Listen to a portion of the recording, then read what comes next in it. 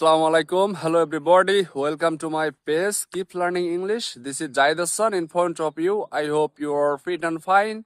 I am also doing great by the grace of the Almighty Allah.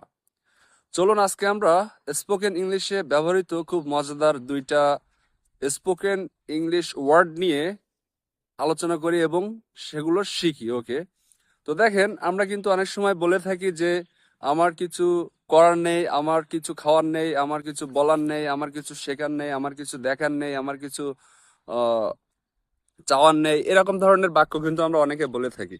তো just আপনি শুধুমাত্র যদি বলেন এখানে যে নাথিং টু ডু, আমার কিছু করার নেই, নাথিং টু সে, আমার কিছু বলার নেই, নাথিং টু ইট, আমার কিছু খাওয়ার নেই, নাথিং টু লার্ন, আমার কিছু শেখার নেই, আপনি কিন্তু সহজেই সেন্টেন্স তৈরি করতে পারবেন। জাস্ট নাথিং টু পরে আপনি একটা ভার্ব বসিয়ে দেবেন V1, অর্থাৎ ভার্বের বেস ফর্ম, তাহলে কিন্তু আপনার সেন্টেন্সটা তৈরি হয়ে যাবে। এখন আপনি যদি এই সেন্টেন্সটা পজিটিভ ভাবে বলতে চান, সেক্ষেত্রে কিন্তু আপনি ইজিলি এই নাথিং এর জায়গায় যদি সামথিং ইউজ করেন, তাহলে কিন্তু সহজে বাক্য তৈরি করতে পারবেন।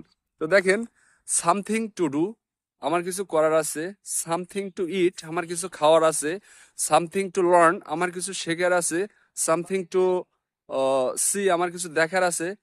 এই ধরনের বাক্য কিন্তু আপনি ইজিলি তৈরি করতে পারবেন। ওকে, so those people watching this video, please follow my Facebook page, and if you are watching this video YouTube channel, please subscribe my YouTube channel. Thanks for watching.